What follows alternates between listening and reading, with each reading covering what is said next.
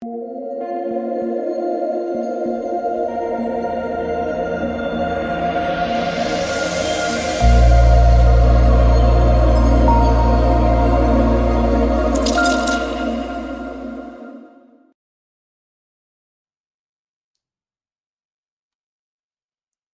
yeah.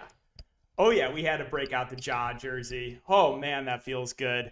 What a game. What a game. But welcome guys. It is DK back at you with another video to break down the two-game NBA slate on Wednesday. Again, if you guys are a first-time viewer, I do make content for Draftkings, NBA Top Shot, and for Prize Picks. If you are looking for more in-depth content for DFS, I do offer that on Patreon.com. We've had a great playoffs.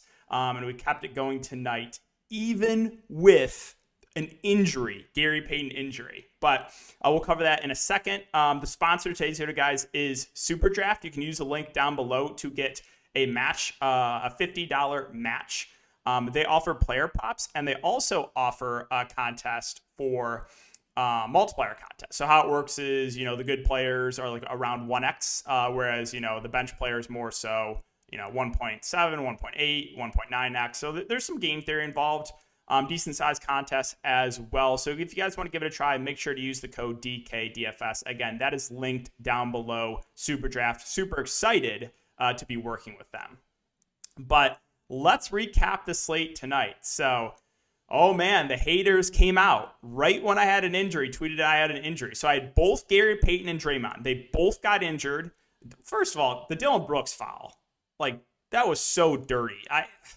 No one likes Dillon Brooks. But, such a dirty foul on Dillon Brooks to injure Gary Payton. And Brooks got ejected. I played him in the showdown. Gary Payton got injured. And Draymond got injured. So I was looking great going into the late game. And then I see that to start the game. Like, oh, I have no chance.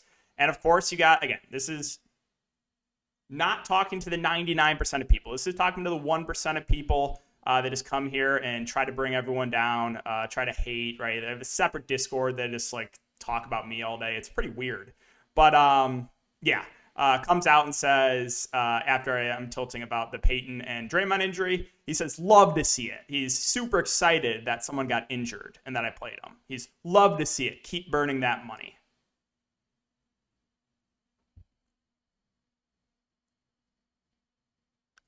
No. Even with Gary Payton injury, oh yeah, we still cash in tournaments. And that, you are so mad about that. Wow. Whew. Man, it feels good. But yeah, Derek White, don't get me started on that. 0 of 7. So we talked about this in Patreon. I was like, the only way that Derek White can fail is if he shoots 0 of 10 or gets in massive foul trouble.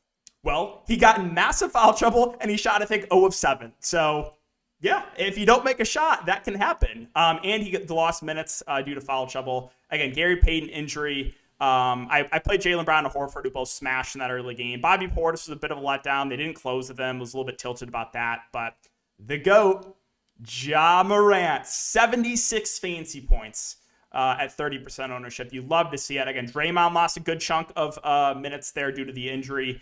He did come back, but lost the whole first quarter. Still finished with a solid game. And then I was debating on Clark versus Jaren Jackson Jr. I ended up going to Clark because I was banking on the Jaren Jackson Jr. foul trouble. Well, we did get Jaren Jackson Jr. foul trouble, but he still outperformed Clark.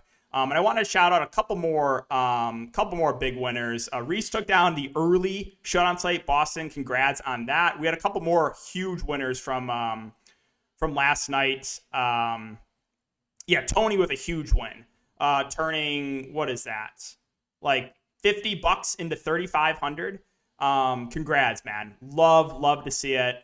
Again, I think I showed you guys these big winners from last night as well. And we still had people winning tonight too, even with Gary Payton injury. So just love to see it. The haters, not so much. They're really pissed, but it just fires me up, right? You keep hating, we're going to keep winning. So that is all I got there for the look back, guys. So let's keep making some money on these playoff slates, and let's talk about this two-game slate. So we'll start off with Philadelphia and Miami. So On the Philadelphia side, still no Embiid. I think, the expectation is he'll be back for game 3, but we'll wait on confirmation for that. Obviously, don't have to worry about that now.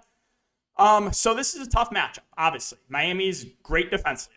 Throughout the year, Miami's been the team that I have not wanted to target players against. Well, this is a 2-game slate, so we got to consider them. I will mention once again, I brought it up before game 1. I was like, this has a chance to blow out. It did. I'll say it again. Philadelphia is not good without Embiid. This game could still blow out like it did last game. But if it stays competitive, you're going to see one of Harden, Harris, Maxey have a pretty good game. Now, I still think Harden is your safest bet at 9-6. I know he didn't have the best game, 5 of 13 shooting, 33 fancy points, but he is just the guy, in my opinion, that has the highest floor. He'll do a lot of the ball handling, so still like Harden. I think his ownership will drop, right? He was very chalky last slate. I think the ownership will come down in him, but still have interest in Harden. I think Harris and Maxey are both fine. It was Tobias that played the best of this big 3, going for 37 fancy points. I think for me, I would rather go to a guy like Maxey. I just think, people will overreact to that Tobias one big game and go to Tobias. I would rather go to a lower owned Maxey, but that's just my GBP mindset there with the main Philadelphia guys. And then the bigs. So do not get me started also with Doc Rivers. DeAndre Jordan, 3.9K. He's going to continue to start for some reason. He is complete dust, as is Millsap. And I tweeted about this too. If I was the coach of the Philadelphia 76ers, Paul Reed would be starting. DeAndre Jordan and Paul Millsap would be on the very end of the bench. They would not be seeing the court. If Paul Reed gets in foul trouble, I would be playing Niang at the 5. That's Philadelphia's best chance. But Doc Rivers is stubborn. He's going to play the dust of DeAndre Jordan. At 3.9K, I guess he's playable. I would much rather go to Paul Reed, who, if you played Paul Reed with me last slate, you got insanely unlucky because he got massive foul trouble, only played 13 minutes. He's your best bet for Philly at the 5. I like him again at 4.6. The only thing you have to worry about is he is foul prone. So there is foul risk again, but Paul Reed definitely still my favorite of the bigs. Danny Green at 4.4, should play 25 to 30 minutes. It's a fair value play. He's got to hit his shots to get value. I do kind of like Niang as contrarian value. He shot 0 of 7. Now, I don't put too much weight. That what he did last game could care less, right? He was involved. They did go small at times.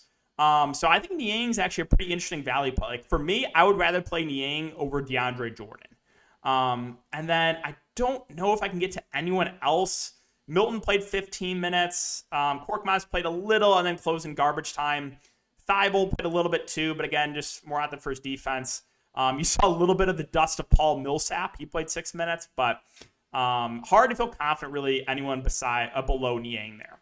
Now on the Miami side, so here's the thing I talked about a lot for Patreon was Victor Oladipo being in this rotation really does hurt the rest of the Miami value. And the reason that is Oladipo is a high usage guy, right? And he's going to play pretty decent minutes.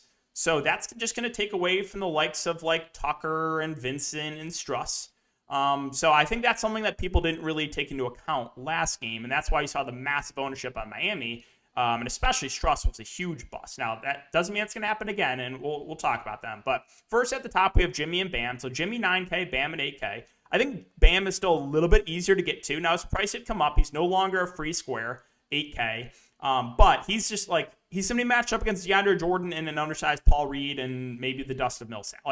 It's such a good spot for Bam. So he still looks good. I will say, though, Jimmy probably has a little bit of a higher ceiling. I do think he comes in at less ownership. So if you wanted to play Jimmy over Bam for ownership purposes, I don't think that's the worst idea because Jimmy can go for 60 plus. I'm not sure Bam has that type of ceiling. But again, straight up, I think Bam looks a little bit better point per dollar. Now, Hero was extremely low owned last slate. He had a good game. Watch that ownership come up. At 6.8, it's a little bit hard to prioritize him, but he can still have a ceiling. So I think he's viable in GPPs. The value, again, Lowry is still out. So, Struss, Vincent are both fine. I think Gabe Vincent probably plays around 30 minutes. 4.7, it's just kind of there. Max Struss at 4.9, he was awful as massive chalk last slate. He did not shoot well. But if he does make a shot, he can have a decent game. He can go for 25 to 30 if he's making a shot. So I think he's a decent option. Again, they have everyone listed as questionable for Miami. They're all going to play. It's so annoying they continue to list all these guys as questionable. And then PJ Tucker's at 4.3. He'll play around 30 minutes. I think he's a fair value play. Not a super high usage guy, but good defender. Again, should see around 30 minutes. Now, the play that intrigues me here is Oladipo, because the price dropped. At 5-1, he was out of play. Now he's 4-5. He's definitely viable. Now, he played 27 minutes, did play a bit in the blowout. I think on average, you're probably getting low, like 20 to 22 minutes from Oladipo. But it could be more if he plays better, right? We really, Oladipo's been basically a DNP for a long time. So we're still trying to figure out, what exactly his spot is in this rotation. But the positive with Victor Oladipo is he's going to be a high-usage player when he's on the court. So he intrigues me at 4-5. He's definitely in play on this slate, whereas the previous one, again, he was a little bit too pricey. Martin at 3-3 will play a bit. Played a little bit more because of the blowout last game. I think on average you get about 15 minutes or so from Martin, so don't think I can pull the trigger on him. And then Duncan Robinson got a DNP. I'll mention this. Dwayne Dedmon, he had 5 fouls in 4 minutes. I mean, how is that even possible? 5 fouls in 4 minutes. But if we get this Dwayne Dedmon rotation where we get, the backup 5 and he plays, 12 to 15 minutes, I think he's an interesting large field tournament play. No one's going to play him. Absolutely no one's going to play him after this. I'm probably not going to play him myself, but if I was making a ton of lineups, I'd probably sprinkle in a little bit of Dedmon because he's productive when he's on the court, and if he stays out of foul trouble, you could get, 12 to 15 minutes from Dedmon. All right, and then Dallas and Phoenix. So, I was all over Luka last game. Over half the field faded him for 75 fantasy points. It just comes down to, I know Phoenix is good defensively. It just doesn't matter, right? The amount of minutes that Luka is going to play, he's going to play almost the entire game. He played 44 minutes. And when Luka's on the court, he has the ball in his hands at all times. He's a good rebounder. He'll probably get you close to triple-double. He's going to get a ton of shot attempts up. So I like Luka again. I think he makes for a great option at the top. I do have a little bit of interest in Brunson at 6'9". He had an awful game last game. Also was in foul trouble. But Brunson's been pretty consistent playing alongside Luka. So I like Brunson to bounce back here. I don't think a lot of people get to him at that price. With Finney Smith and Bullock, I mean, you know what I'm going to say, right? They're going to play huge minutes and probably get you around 25 fantasy points. The only reason Bullock did not get 25 fantasy points, well, he fouled out. So, on average, both those guys are probably getting you around 25 or so fantasy points. Dinwiddie at 5'3". I mean, I think the Dallas closing lineup is going to be small ball with Luka, Brunson, Dinwiddie, Bullock, and Finney Smith. I think that's who they want to close with. So at 5'3", you can consider him in a tournament setting, but he's definitely taking a backseat, obviously, with Luka back. And then value-wise, we have Kleber at 4K, Powell at 3.6. I think so. It was Powell that got way more ownership last slate. Now it might be flopped. Now you might get more Maxi Kleber ownership. Now here's the thing: Kleber has a higher ceiling than Powell, right? Because he can knock down those threes. But Kleber can also do this for you. If he's struggling from the three-point land, he can hurt you too. So 4K, I think we get somewhere in the neighborhood of 20 to 25 minutes from Kleber, which makes him certainly viable. And then Powell, I don't hate his contrarian play. Played 16 minutes. I think on average we're getting 15 to 20 from Powell. But ownership should be very, very low. And he does get a slight bump playing alongside Luka just because Luka can throw him the alley-oops. And that's really it. You saw a little bit of action for Josh Green at the flat min price, but not enough for me to go there. Let's finish up with Phoenix. So we have Paul at 8.7, Booker at 8.2. I mean, Paul at 8.7, it's a little bit hard to go there. He did only play 29 minutes. I would expect those minutes to go up, but if Phoenix is up by 10 plus, they can take it easy on Paul's minutes like they did last game. So I guess that is the concern early on in the series. You could see Paul's minutes kept in check a bit.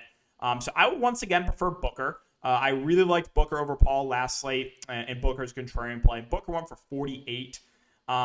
He looked basically 100%. He's going to play around 40 minutes. And with Booker cheaper than Paul, I do prefer Devin Booker to Chris Paul. DeAndre Ayton, I think, is a pretty good option too at 7.6. I think he's a nice pivot off of Bam Adebayo. You could play them both too, to be honest. I think they're both pretty safe plays. Ayton dominated when he was out there offensively.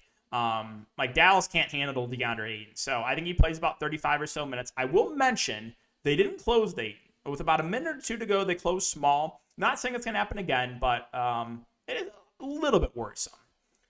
And then Bridges at 6K, he's kind of just there. He's like Dorian Finney-Smith, but he's a little bit pricier. He's probably going to get you 25 to 30 fantasy points, where those Dallas guys are probably going to get you around 25. So you know where you're getting into with those guys. Jay Crowder, I like again. Once again, he got in foul trouble. He shot a little bit better, though. He didn't shoot, like, awful or whatever he shot from the – like, I think he shot, like, 20% from the field in that Pelicans series. But shot 4 of 6 last game. He's going to have open shots. He's a decent rebounder, can get those blocks and steals. So 4.8K, I think he's a fair option in the mid-range. Would expect him to play over 30 minutes if he stays out of foul trouble. Cam Johnson at 4.6, I think on average will get, around 20 to 25 minutes. Makes him a fair play. And then the two cheapies who I played at pretty low ownership last night were Payne and McGee. And I think both are viable again. With Cam Payne, now here's the thing. He played 19 minutes last game. I don't think we'll get 19 again from Cam Payne because you saw Chris Paul, they took it easy on his minutes. But if we get around 15 minutes from Cam Payne, he'll be relatively productive when he's on the court. So I'm totally fine going there at 3-4. And then JaVale McGee, we didn't see Bismack Biyombo, right? And he played the backup 5. He played 14 minutes. And I actually got a little bit unlucky. Under a fantasy point per minute for JaVale McGee last game when I played him at super low ownership. But if we're going to go back to just the backup 5 run for McGee, I think he's a good play. Now, the issue is there a chance they dust off Biyombo like they did down the stretch here against the Pelicans? It's possible, but if we're going to get the backup 5 run for McGee, I like him here at 3.2K because he's going to be productive when he's on the court. And let's just say, for example, DeAndre Ayton gets into foul trouble. Well, then JaVale McGee's breaking the slate, right? So, yeah, that's all I got, guys. That's going to wrap it up for the video. Again, if you do enjoy, just make sure to like, subscribe, and hit the notification bell. Appreciate you guys as always, and I will see you in the next video.